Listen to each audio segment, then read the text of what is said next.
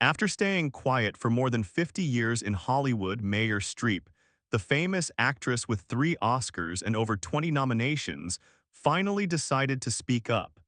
At 76 years old, she shocked everyone in the entertainment world by telling a surprising truth. She revealed a list of 6 legendary male actors from Hollywood's golden days.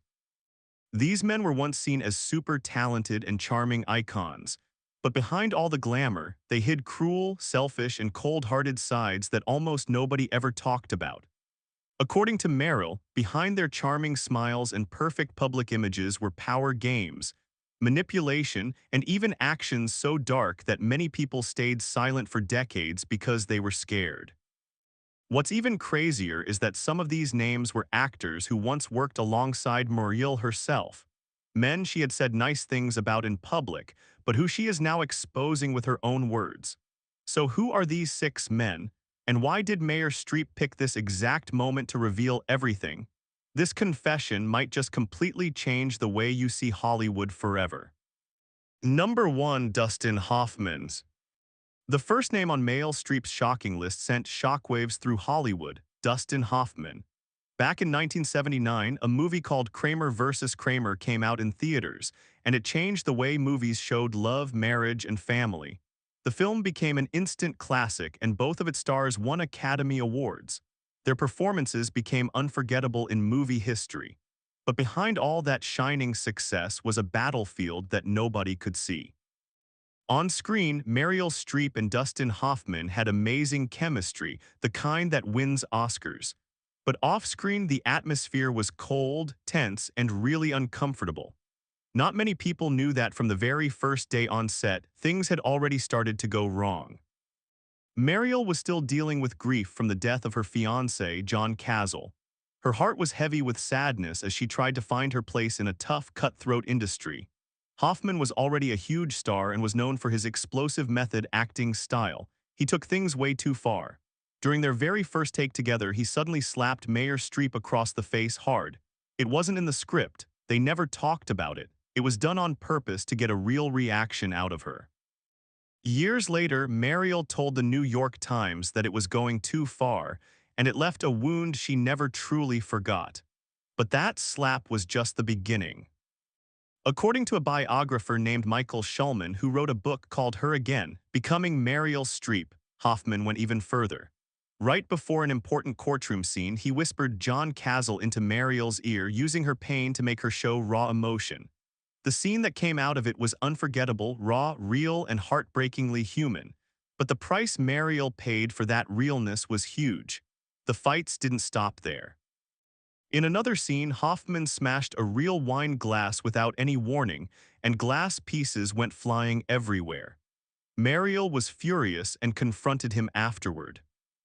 A cinematographer named Nestor Alendro said later, "My street works like a precision instrument.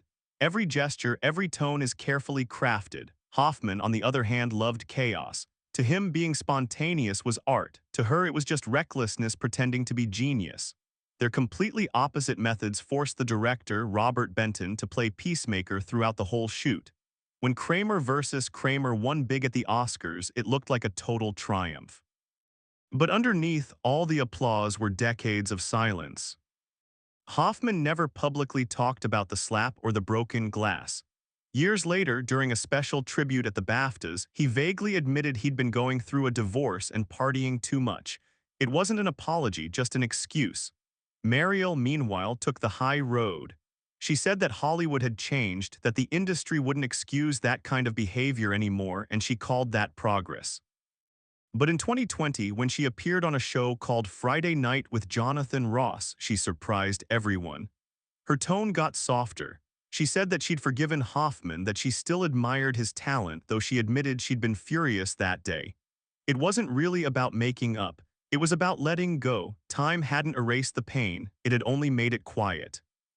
Just a few years later, in the 1982 film Sophie's Choice, Meryl would once again prove how absolutely devoted she was to her craft. For her, acting wasn't about making things up on the spot or creating chaos. It was about truth.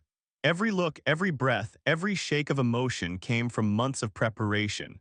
She was an artist who turned pain into poetry. Number 2, Kevin Kline's. Unlike Meryl Streep's careful and deeply researched approach, her Sophie's Choice co-star Kevin Kline was the complete opposite. He was a performer who trusted his gut feelings, welcoming chaos and impulse over precision. And on screen, their dynamic was mesmerizing. Discipline versus spontaneity, a collision of two creative forces that made every scene burn with unpredictable energy. The director, Alan J. Pakula, often found himself caught between those two worlds. He admired both actors deeply, calling them brilliant in completely different ways. Yet even he admitted that the tension between them was impossible to ignore. For Mael, becoming Sophie wasn't just playing a role. It was a transformation that came from pain, empathy, and the weight of history. She buried herself in survivor accounts, Polish dialects, and Holocaust testimonies until Sophie's sorrow became her own. Kevin Kline, meanwhile, approached his character Nathan with wild, infectious energy. He reinvented the character with each take, never the same twice, never fully predictable. The camera captured lightning in a bottle, but behind that brilliance was a subtle friction, an unspoken understanding that two different philosophies of acting could never fully meet. A production designer named George Jenkins once described it perfectly. Watching them work was like seeing an architect and a jazz musician trying to compose the same symphony. Both were masters of their art, both unforgettable yet never truly in tune. Sophie's Choice sealed Meryl Streep's place as the greatest actress of her generation, a performance carved from discipline, empathy, and suffering. But it also left behind a quiet echo, a sense of what might have been if control and instinct had somehow found harmony. Number 3, Jack Nicholson. Years later, on the set of Ironweed in 1987, Meryl faced a familiar challenge. This time her co-star was Jack Nicholson, a legend known for his wild energy and raw emotion. Where Meryl loved research, precision, and transformation, Nicholson ruled through charisma and instinct, guided by the pulse of the moment. Their on-screen chemistry was undeniable, the tragic tenderness of two broken souls. But off-camera, their creative differences surfaced once more, showing just how wide the gap between method and impulse could be. To become Helen, Meryl once again disappeared into her craft. She studied historical archives, watched women crushed by poverty and despair, copying their movements, posture, and hollow eyes. Every frame of Ironweed carried their weight, their exhaustion, their pain, until Meryl Streep was no longer acting at all. She was simply being. In sharp contrast, Jack Nicholson approached the role of Francis Felon with his signature ease. No lengthy preparation, no research notes, just instinct and natural charisma. He relied entirely on being spontaneous, letting each scene unfold in real time. To audiences, it was classic Nicholson, magnetic, unpredictable, and alive. But to Meryl Streep, it felt unanchored, improvisation without structure, artistry without respect.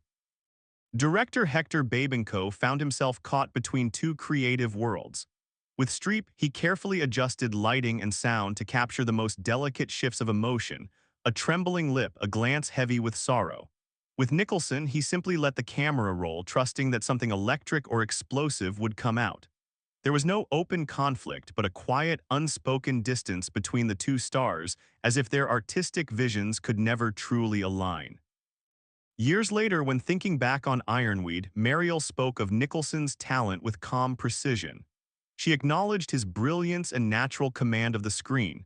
Yet her tone carried a subtle detachment, an unspoken thought that said, "He's extraordinary, but not the kind of artist I can truly connect with." For Meryl, acting was a sacred process, a slow, deliberate transformation of self rooted in discipline and empathy. For Jack, it was instinct molded into character, charisma forged into performance. That difference produced unforgettable cinema, but it also drew an invisible line that neither could cross. Their collaborations in Heartburn and Ironweed burned with intensity. Yet behind the camera, everyone sensed a creative rift too deep to bridge. For Meryl, the experience proved her belief that acting demands preparation, control, and truth. For Jack, it proved that instinct and magnetism alone could create greatness. Neither was wrong, but neither could bend far enough to meet in the middle. Hollywood never saw the two reunite. Scripts were discussed, projects proposed, but each quietly faded away. Between them lingered an unspoken understanding that they belonged to two entirely different schools of art. Meryl Streep disappeared completely into her characters, transforming until the actress vanished behind the role. Jack Nicholson, by contrast, dominated every performance, bending each character to his unmistakable presence. Their quiet feud was never public and never scandalous. It existed in silence, in the unmade films, the declined offers, and the carefully measured words they used whenever the other's name see. Aim up, two icons of American cinema, forever side by side in history, yet destined never to meet again. Divided not by rivalry, but by their opposing visions of what true acting really means. Number 4, Robert Redford. Next on the list, Robert Redford. If Jack Nicholson had tested Meryl Streep's patience with his impulsive, instinct-driven style, then Redford posed an entirely different challenge, the quiet void of disconnection. At first, the cast and crew believed it was merely creative friction, the kind that sometimes creates brilliance on screen. But as filming continued, it became clear that something essential was missing. Meryl and Redford, two of Hollywood's most respected talents, seemed to exist in parallel worlds. Their performances were flawless in technique, yet their chemistry felt strangely hollow, as if emotion had been replaced by elegance. Even in the most tender, intimate scenes, the camera captured perfection without passion. Redford, always the composed and reserved leading man, radiated control. Meryl, who loved emotional vulnerability, searched for depth that simply wasn't there. Between them lay a silence too poised, too polished, the kind of distance that no script or direction could bridge. The director and crew tried everything, shifting lighting, rewriting lines, reshooting scenes, hoping to spark a flicker of warmth. But the divide remained. Off-camera, both actors maintained total professionalism.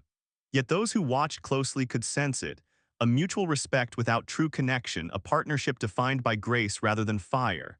For Meryl, it was an unusual kind of struggle. She had faced aggression, ego, and chaos before, but never emptiness. Redford's restraint, his deliberate calm, became both her scene partner and her invisible barrier. The result was mesmerizing on screen, subtle, controlled, hauntingly beautiful. But beneath that perfection was a truth only the crew could see. Two legends performing side by side, yet never truly meeting. Number 5, Warren Beatty. Number 5, Warren Beatty. The man who unsettled Meryl Streep for reasons unlike any before. It wasn't recklessness or chaos that disturbed her, but rather his relentless need for control, the kind that extended beyond the camera, shaping every frame, every line, every moment. Beatty's perfectionism bordered on dominance. And for an actress who valued freedom and authenticity, it was a tension that quietly simmered beneath their collaboration. Yet Meryl Streep never lashed out, never engaged in open conflict. That simply wasn't her way. Her restraint became her armor, and her silence spoke louder than confrontation ever could. She saved her admiration for actresses she felt embodied discipline, depth, and emotional truth. Women like Cate Blanchett, Saoirse Ronan, and Florence Pugh, who vanished into their characters instead of chasing fame or headlines. So when she was asked about Gwyneth Paltrow's supposed comeback in the film Proof, her reply was coldly elegant. The film had strong intentions. No mention of performance, no hint of praise, just a carefully worded acknowledgement that revealed everything by saying almost nothing. Paltrow, on the other hand, took a more open approach, always respectful but quietly aware of the distance. Meryl is intimidating, she told Vogue in 2010. She sets the bar for all of us. Whether or not she sees me that way, I don't know. Of course, she did know. Over the years, Gwyneth made several attempts to bridge the gap, kind interviews, warm tributes, even handwritten notes. But Meryl's response remained the same, graceful distance. As one former assistant once revealed, there are actors Meryl keeps close, people she trusts, respects, and shares a quiet bond with. Gwyneth was never one of them. Number 6, Jeremy Irons. Number 6, Jeremy Irons. In the long, storied history of Hollywood rivalries, few ever carried such intellectual fire as the quiet, simmering tension between Meryl Streep and Jeremy Irons. This was not a clash of ego or gossip. It was an artistic duel fought not with words but with philosophies, each standing firm in their own conviction of what truth in acting really means. On paper, they seemed destined for harmony. Both classically trained, both masters of nuance, both able to turn a whisper into a tidal wave of emotion. Yet the closer they worked, the clearer it became that their brilliance came from entirely opposite directions. Dialect coach Tim Monish once captured it perfectly. Jeremy treats characters like sculptures, refined, elegant, designed to be admired. Meryl treats them like excavations, unearthing every layer, every fragment of truth. One sought beauty, the other sought truth buried in the dirt. In rehearsal, that difference quickly turned into friction. Meryl's process was raw and consuming, tearing into emotional chaos with total abandon. Irons, by contrast, valued precision and restraint, elegance over eruption. Neither sea would bend toward the other. The breaking point came during workshops for a historical drama that never made it past pre-production. An insider described the atmosphere as a war of sighs and silences, two geniuses trying not to explode. Then came the moment that ended it all. During a break, Jeremy reportedly muttered, "My accents are flawless, but sometimes it feels like she's auditioning for best technique instead of playing a real person." For Mail, who believes that detail is the doorway to authenticity, the jab cut deep. Her reply was calm but devastating. "If you think emotion and detail can't coexist, Jeremy, then you're not listening. You're performing at people, not for them." From that moment, the room went cold. Whatever chance they had of creative harmony vanished. They avoided each other at festivals, and their agents quietly ensured their paths didn't cross again. Later, when asked which actors she most respected, Meryl answered, "Those who surrender ego in service of the story." To many, it was a carefully veiled message directed straight at Irons. Jeremy, never one to stay silent, responded in The Guardian, "Mary is extraordinary, no question. But sometimes technique becomes too seductive. You end up admiring the performance instead of believing the person." To Meryl, his style felt emotionally cold. To Jeremy, hers bordered on excess. The tragedy of their feud wasn't in the tension, it was in the potential lost. As one director lamented, together they could have made magic if only they'd trusted each other. In later years, they perfected the art of polite distance, a brief smile at award shows, a handshake at charity galas, an occasional photograph that looked warmer than reality. But insiders knew the truth. It was choreography, not reconciliation. And so, decades later, their relationship remains exactly what it became back then, cordial but distant, defined not by what happened between them, but by what never had the chance to be.